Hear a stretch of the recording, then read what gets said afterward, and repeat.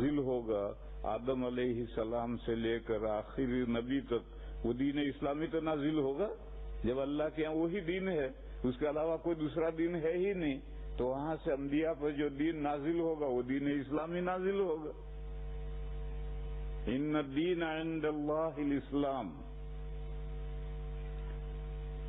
پھر ہم یہ جو دنیا میں ہیں، اس دنیا سے نکل کر اگلی دنیا میں جب داخل ہونا ہے، اس وقت اسی دین اسلام کے بارے میں سوال ہوگا. ما دینوں کا، مر ربوں کا، آپ کا پروردگار کون ہے؟ ما دینوں کا، آپ کا دین کیا ہے؟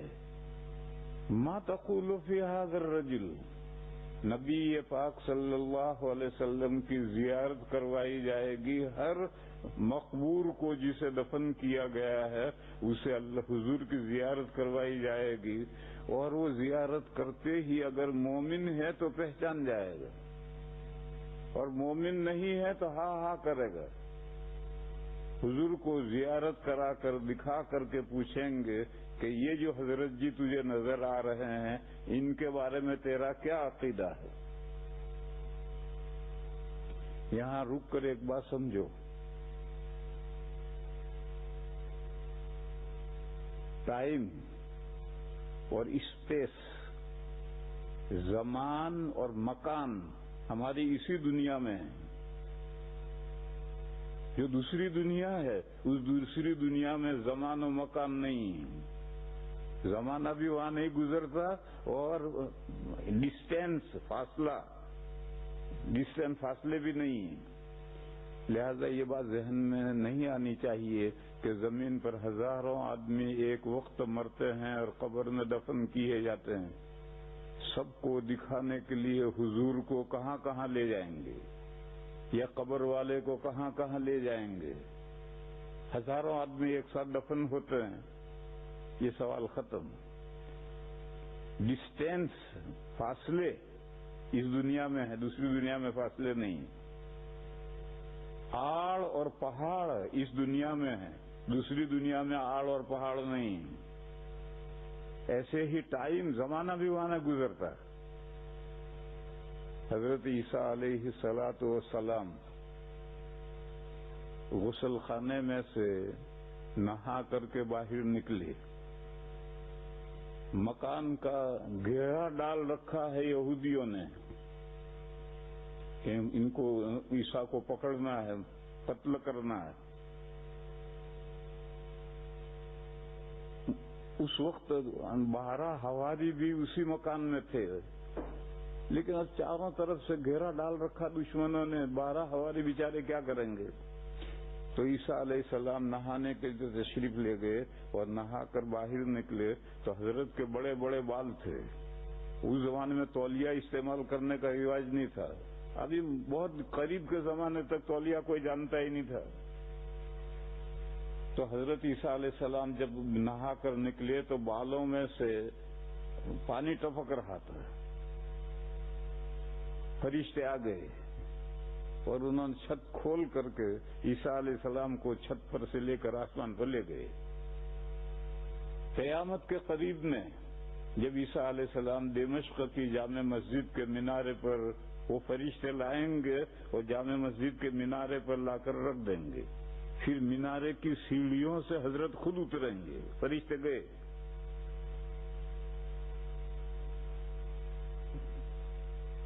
کبھی کبھی ایسا ہوتا ہے کہ فرشتوں کے دیکھنے سے آنکھیں خیرہ ہو جاتی. ایک روایت ہے، حضرت ابن عباس بچے تھے،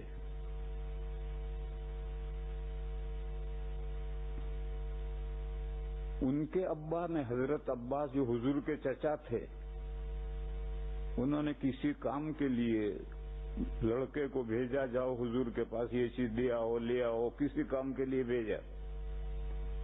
وہ گئے تو نبی پاک صلی اللہ تعالی علیہ وسلم ایک بندے سے، ایک بھائی سے باتیں کر رہے تھے. وہ دیکھا انہوں نے، اپنا جو کام کہنے کے لیے گئے تھے یا لینے کے لیے گئے تھے وہ لے کر آ گئے. اور آ کر کے عباس یہ کہا کہ نبی پاک صلی اللہ علیہ وسلم کسی آدمی سے باتیں کر رہے تھے. وہ کون آدمی تھا ہم نہیں پہچانتے. حضور کے زمانے میں مدینہ کی آبادی بہت تھوڑی تھی، اب تو بہت بڑا مدینہ بن گیا. وہ تھوڑا سا کہ قصبہ یا گاؤں جیسا ہوتا ہے تو ہر آدمی ہر ایک کو جانتا ہے. لندن جیسے میں کوئی کسی کو نہیں جانتا، لیکن چھوٹا گاؤں ہو یا قصبہ جیسا بڑا گاؤں ہو تو ہر آدمی ہر ایک کو جانتا ہے. تو عبداللہ ابن عباس نے کہا کہ حضور کسی سے باتیں کر رہے تھے، اور وہ کون آدمی تھا اللہ جانے. تو چچا نے ملاقات کے وقت حضور سے پوچھا کہ یا رسول اللہ، جب میں نے عبداللہ کو بھیجا تھا تو آپ کسی سے باتیں کر رہے تھے، کون آدمی تھا؟ تو حضور نے فرمایا عبداللہ نے دیکھا اسے. تو کہاں دیکھا؟ تو حضور نے فرمایا پھر وہ نابینا ہو جائے گا. چنانچہ ابن عباس آخری عمر میں نابینا ہو گئے. تو کبھی کبھی فرشتے کا تحمل نہیں کر سکتا آدمی، تو فرشتے دمشق کی جامع مسجد کے مینارے پر لا کر کے حضرت عیسیٰ علیہ السلام کو بس وہاں رکھ کر کے وہ فرشتے گئے. اب وہاں مینارے کی سیڑھیوں سے اتر کر حضرت عیسیٰ علیہ السلام خود نیچے آئیں گے. حدیث شریف میں ہے کہ جب وہ نہا کر غسل خانے میں نکل رہے تھے اور بالوں سے پانی ٹپک رہا تھا، اسی حال میں آئیں گے. اب پانی ٹپک ہی رہا ہوگا. اس روایت سے معلوم ہوا کہ دوسری دنیا میں زمانہ نہیں گزرتا ہے. زمانہ گزرے گا تو اس کے اثر مرتب ہوں گے. یہ جس حال میں پہنچے ہیں اسی حال میں آ رہے ہیں. اسی طرح سے یہ جو واقعہ ہے کہ ہر قبر والے کو دفن کیا گیا، اسے حضور کو دکھایا جائے گا، تو کسی کو کہیں نہیں لے جانا، نہ قبر والے کو کہیں لے جانا، نہ حضور کو کہیں لے جانا. یوں کیا کہ حضور نظر آ رہے ہیں، کیونکہ وہاں ڈسٹینس ہے ہی نہیں، فاصلے ہیں ہی نہیں، آڑ اور پہاڑ ہیں ہی نہیں. تو یہ دوسری دنیا کے احوال ہیں. تو اللہ کے یہاں جو دین ہے وہ دین اسلام ہی ہے، وہ دوسرا دین وہاں ہے ہی نہیں. بس آدم علیہ الصلوۃ والسلام سے ہمارے آقا حضرت محمد مصطفیٰ صلی اللہ تعالی علیہ وسلم تک جو دین آیا ہے وہ دین اسلام آیا ہے. پھر اس دنیا میں 60 70 80 سال زندہ رہنا ہے. اس زندگی سے گزر کر جب ہماری موت کا وقت آیا اور ہم قبر میں پہنچے تو فرشتے پوچھیں گے ما دینوں کا، تو دنیا میں جب تک رہا کس دین پر رہا؟ جو اللہ کے یہاں سے دین آیا ہے اسی کو پڑھ کر سمجھ کر عمل کر کے دوسری دنیا میں داخل ہونا ہے. جیسے اسکولوں میں تو طریقہ نہیں ہے، لیکن آپ کے جتنے بھی دنیا میں دارالعلوم ہیں ان میں رمضان کے بعد شوال میں جب طالب علم پڑھنے کے لیے آتے ہیں تو داخلہ امتحان ہوتا ہے، ایڈمیشن ٹیسٹ ہوتا ہے کہ پچھلے ادارے میں سے کیا پڑھ کر آیا ہے، جو آگے درجہ مانگ رہا ہے اس درجے کے قابل ہے یا نہیں ہے. اس کا ایڈمیشن ٹیسٹ ہوتا ہے. اسی طرح سے جب ہم اس دنیا سے نکلیں گے اور دوسری دنیا میں داخل ہوں گے تو داخل ہوتے ہی ایڈمیشن ٹیسٹ ہوگا کہ اللہ نے جو اسلام نازل کیا تھا اس اسلام پر آیا ہے یا کسی اور دھرم پر آیا ہے. نہیں ہے، ایک ہی سوال ہے، مر ربو کا، تیرا پروردگار کون ہے؟ پروردگار کہتے ہیں اس کو جس نے پیدا کیا، نتھنگ سے تھنگ بنایا، پھر پیدا کرنے کے بعد میں اس کے بقا کا سامان کیا، یعنی وہ دنیا وجود میں آنے کے بعد میں اس کا وجود برقرار رہے. جیسے بجلی کونتی ہے ختم، ایسا نہ ہو جائے، بلکہ وجود جو اس کو اللہ نے وجود دیا اس وجود پر برقرار رہے. تو برقرار بھی اللہ رکھتے ہیں. اور رب کے لیے ضروری ہے کہ وہ نتھنگ سے تھنگ بنائے پھر برقرار بھی رکھے، پھر سلولی ترقی دے کر لاسٹ پوائنٹ پر پہنچا دے. ایک دم نہیں ربڑ کھینچ دیا ایسا نہیں، بلکہ سلولی لاسٹ پوائنٹ تک لے جائے. یہ رب ہونے کے لیے ضروری ہے. جو رب ہوگا اس میں 3 باتیں ہوں گی، نتھنگ سے تھنگ بنائے، پھر اس کے بقا کا سامان کرے، پھر سلولی بڑھا کر کے لاسٹ پوائنٹ تک پہنچائے۔ اللہ نے ہمیں، یہ تو ہم مانتے ہیں، سب جانتے ہیں کہ اللہ نے ہمیں نتھنگ سے تھنگ بنایا ہے۔ ہمارا کوئی وجود نہیں تھا، ہم اپنی اس زندگی سے پہلے ہمارا کوئی تذکرہ ہی نہیں تھا، اور جب یہاں سے گزر جائیں گے تو پھر شاید ہی کسی کا تذکرہ باقی رہے گا، تذکرہ باقی بھی نہیں رہے گا۔ اس زندگی کے اندر ہم موجود ہیں اور ہمارا تذکرہ ہے۔ تو نتھنگ سے تھنگ اللہ نے بنایا ہے، پھر اللہ تعالی نے ہمارے بقا کا سامان کیا، یعنی ہم دنیا میں رہ سکے، زندہ رہیں، اس کا سامان کیا۔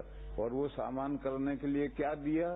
بچہ پیدا ہوتے ہی دوسرے دن یا تیسرے دن ماں کی چھاتی میں 2 دودھ کی نہریں بہا دی لیتی، اور لو فیٹ کا۔ پھر لڑکا ہے تو اس کا فیٹ زیادہ ہوگا، لڑکی ہے تو اس کا فیٹ آدھا ہوگا۔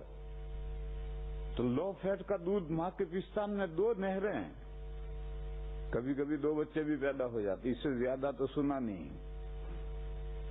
تو 2 چھاتیاں اور 2 پستان اس لیے دیے، دونوں میں نہر جاری کر دی، دودھ کی نہر، تاکہ 2 بچے پیدا ہو، دونوں پیئیں، اور ایک پیدا ہوا تو ایک ہی دونوں پی لے گا۔ تو یہ جو عورت کے 2 پستان ہیں اور بھینس کے 4 پستان ہیں، اس میں حکمت یہ ہے کہ 2 بچے کے لیے ہیں، 2 مالک کے لیے ہیں۔ 2 آچڑ مالک دو کر لے لے گا اور 2 بچہ پیے گا۔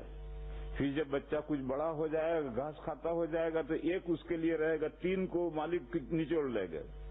پھر اور بچہ بڑا ہو گیا تو پھر مالک 4 نچوڑ لے گا، بچہ محروم۔ تو انسان کے بچے، انسان کو بھی، بکریوں میں بھی 2 تھن ہیں، اس لیے کہ 2 بچے بھی پیدا ہوتے ہیں، اور بھینس میں اور گائے میں 4 ہیں، 2 مالک کے لیے ہیں، 2 بچے کے لیے ہیں۔ تو ایسے ہی عورت کے 2 پستان ہیں، 2 بچے اگر پیدا ہوئے تو دونوں کے لیے الگ الگ تقسیم کر کے اللہ نے دیا، اور اگر دوسرا بچہ نہیں آیا تو دونوں بچے، اس پستان جو ہے وہ بچہ ہی پیتا ہے۔ کبھی کبھی شوہر ایک مسئلہ پوچھتے ہیں، ہم لوگ تو مفتی ہیں، تو مسئلہ پوچھتے ہیں کہ اگر شوہر بیوی کا دودھ پیے تو نکاح رہے گا نہیں رہے گا؟ ہم تو مفتی ہیں، تو لوگ مسئلے پوچھتے ہیں کہ اگر شوہر محبت میں بیوی کے پستان منہ میں لے کر دودھ پی لے تو نکاح رہے گا یا نہیں رہے گا؟ تو اس شوہر کو سمجھنا چاہے کہ دوسرا پستان تیرے لیے نہیں ہے، وہ تو بچے کے لیے۔ لیکن مسئلہ یہی ہے کہ اگر شوہر نے پستان منہ میں لے لیا اور چوس لیا اور منہ میں دودھ آ گیا تو اس کا نگلنا حرام ہے، تھوک دے۔ لیکن فرض کرو کہ اگر وہ نگل لے تو نکاح پر کوئی اثر نہیں پڑے گا، نکاح بے حال ہی باقی، لیکن اس دودھ کا نگلنا حرام ہے، اسے تھوک دے۔ کیونکہ دودھ عورت کا جز ہے، اور جز سے فائدہ اٹھانا جائز نہیں، اپنے جز سے بھی جائز نہیں، دوسرے کے جز سے بھی جائز نہیں۔ یہ مسئلہ بھی سمجھو، ہمارا اپنا جسم کے اجزاء ہیں، ان اجزاء سے فائدہ اٹھانا جائز نہیں، دوسرے کے اجزاء سے بھی فائدہ اٹھانا جائز نہیں۔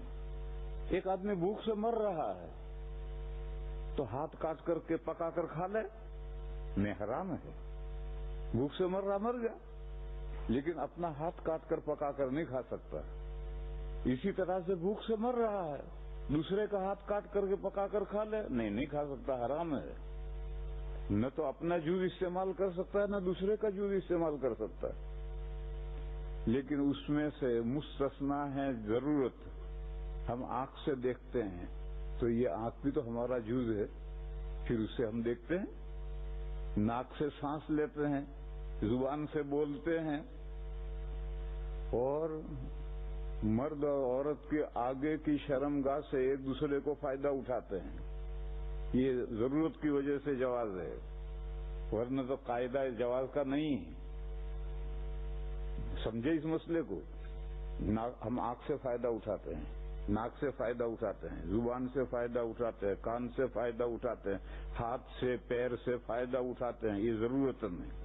اسی ذیل میں یہ مسئلہ آتا ہے کہ مرد کے پیشاب کے عضو سے عورت فائدہ اٹھاتی ہے اور عورت کے پیشاب کے عضو سے مرد فائدہ اٹھاتا ہے، یہ ضرورتاً ہے، ورنہ تو قاعدے سے نہ اپنے جسم کے اجزاء سے فائدہ اٹھا سکتے ہیں نہ دوسرے کے جسم کے اجزاء سے فائدہ اٹھا سکتے ہیں۔ اسی لیے اسے سمجھ لو مسئلے کو، عورت کی پچھلی شرمگاہ سے فائدہ اٹھانا حرام ہے اور مرد کی پچھلی شرمگاہ سے کوئی دوسرا مرد فائدہ نہیں اٹھا سکتا، یہ بھی حرام ہے۔ آگے کی شرمگاہ میں ضرورت ہے، پیچھے کی شرمگاہ میں کیا ضرورت ہے؟ لہذا وہاں وہ قاعدہ جاری ہوگا کہ مرد شوہر بیوی کے پچھلے ہی راستے سے صحبت نہیں کر سکتا، حرام ہے، اور مرد کے پچھلے راستے میں کوئی فائدہ نہیں اٹھا سکتا، وہ بھی حرام ہے، اور آگے کی دو شرمگاہوں میں جو اجازت ہے وہ ضرورت ہے، جیسے کان سے، آنکھ سے، ناک سے، ہاتھ سے، پیر سے ہم فائدہ اٹھاتے ہیں، وہ ضرورت ہے۔ بس یہ دودھ ضرورت میں نہیں آتا ہے، لہذا شوہر کے منہ میں اگر دودھ آ گیا ہے تو اس کا نگلنا حرام ہے، اس کو تھوک دے، لیکن کوئی پاگل نگل جائے تو پھر مسئلہ یہ ہے کہ نکاح پر اس سے کوئی اثر نہیں پڑتا ہے۔ تو میرے بھائیوں، میں تو ابھی بات شروع ہی کر رہا تھا اور وقت تو ختم ہونے کو چاہ رہا ہے، لہذا اب پروگرام یہ ہے کہ آج عصر کے بعد کوئی پروگرام نہیں ہے، جمعہ کا دن ہے، عصر بعد کوئی پروگرام نہیں، لیکن اس کے بعد روز عصر کے بعد پروگرام ہوگا، پھر عشاء کے بعد نہیں ہوگا، عشاء کے بعد ہوگا جب رمضان شریف آئیں گے تب عشاء تراویح کے بعد بھی پروگرام ہوگا، پھر اس پروگرام کے بعد میں پھر مسائل کی مجلس بھی ہوگی، کیونکہ میں بیان کروں گا تو میرے ذہن میں جو آئے گا وہ بیان کروں گا، اور لوگوں کی کیا ضرورتیں ہیں، وہ لوگ پرچہ لکھ کر دیں گے، پرچہ لکھ کر اس لیے دیں گے کہ میں بہرا ہو رہا ہوں، اونچا سنتا ہوں، اور صرف اونچا نہیں سنتا، سمجھتا بھی اونچا ہوں، یعنی ثقیل السمع بھی ہوں، قلیل الفہم بھی ہوں۔ بامبے میں نے ٹیسٹ کرایا تھا تو رپورٹ آئی کہ وہ پوائنٹ جو سننے کے ہیں وہ صحیح ہیں، تھوڑی کمزوری آئی ہے، اور دوسرے ایک پوائنٹ ہیں سنی ہوئی بات کو سمجھنے کے، وہ پوائنٹ وہ ویک ہو گئے ہیں۔ لہذا فجر کی نماز میں نے یہاں پڑھی، امام صاحب نے دونوں رکعتوں میں کیا پڑھا میں نے سمجھا، اور عشاء کی نماز میں امام صاحب نے دونوں رکعتوں میں کیا پڑھا، وہ لاؤڈ اسپیکر سے انہوں نے پڑھا، میں سمجھا ہی نہیں کیا پڑھا، کہاں سے پڑھا سمجھ میں نہیں آیا، اور فجر میں لاؤڈ اسپیکر نہیں تھا تو سب سمجھ میں آیا۔ تو میں دور سے آدمی بولے گا تو آواز آتی ہے، اور کیا بات ہو رہی ہے یہ سمجھ میں نہیں آتا، اس لیے مجمع بڑا ہو اس میں کوئی زبانی سوال کرے تو میری سمجھ میں ہی نہیں آئے گا، تو پرچہ لکھ کر کسی بھی زبان میں پرچہ لکھ کر کے دے تو میں پرچے پڑھوا دوں گا، ساری زبانیں تو میں نہیں جانتا، لیکن ساری زبانوں کے جاننے والے جنات میرے پاس رہتے ہیں، تو اس لیے میں ان سے پرچے پڑھوا کر جواب دوں گا۔ تو پروگرام یہ ہے کہ آج تو چھٹی ہے، عصر کے بعد کچھ نہیں ہے، پھر آج کے بعد سنیچر سے عصر سے مغرب تک پروگرام ہوگا، اور پھر رمضان جب شروع ہوں گے تو عصر سے مغرب تک بھی پروگرام ہوگا، اور تراویح کے بعد بھی ہوگا، اس کے بعد مجلس بھی ہوگی، اور اس کے بعد سحری بھی ہو جائے گی جسٹ، اس لیے رات میں سونے کا تو وقت رہا نہیں، تو اس لیے یہ پروگرام یہ ہے۔ تو میں نے بات تو ابھی پوری شروع کرنا چاہی تھی مگر ابھی شروع نہیں ہوئی، لہذا آگے شروع کریں گے۔ میرے پاس بھی ٹائم محدود ہے، مہینے بھر کے لیے آیا ہوں، آپ کے پاس بھی ٹائم محدود ہے، آپ کے پاس بھی طرح طرح کے جاب ہیں، لیکن رمضان وقت خالی کرو، جیسے میں وہاں سے وقت خالی کر کے یہاں تک آیا ہوں تو آپ حضرات بھی تھوڑا وقت خالی کریں۔ تو اب یہ مضمون کہ سورہ فاتحہ میں کتنی باتیں ہیں اور ان باتوں سے پورا قرآن کریم کیسے نکلا ہے، یا پورے قرآن کریم کے مضامین سورہ فاتحہ کی طرف سمٹ کر کیسے آتے ہیں؟ یہ مضمون اگلی مجلس میں شروع کروں گا، اب تو وقت ختم ہونے جا رہا۔ بہرحال یہ بہت قیمتی سورت ہے اور ہم روز ہر رکعت میں اسے پڑھتے ہیں، لیکن نہ سمجھتے ہیں نہ سمجھنے کی کوشش کرتے ہیں۔ الا ماشاء اللہ بعض بندے ہیں وہ ذوق شوق رکھتے ہیں اور وہ ترجمے کی مدد سے وہ سورہ فاتحہ کو سمجھنے کی کوشش کرتے ہیں، لیکن اکثریت لوگوں کی یہ ہے کہ بس وہ روٹین ورک ہے، کام روز ہر صورت میں فاتحہ پڑھنی ہے، بس پڑھ لی۔ نہیں بھیا، صرف پڑھنے پر اکتفا مت کرو، سمجھو کہ اس میں کیا مضامین ہیں اور وہ مضامین پھیل کر کے پورا قرآن کریم کیسے بنا ہے۔ یہ اگلی مجلس سے یہ مضمون شروع کریں گے۔ وآخر دعوانا ان الحمدللہ رب العالمین۔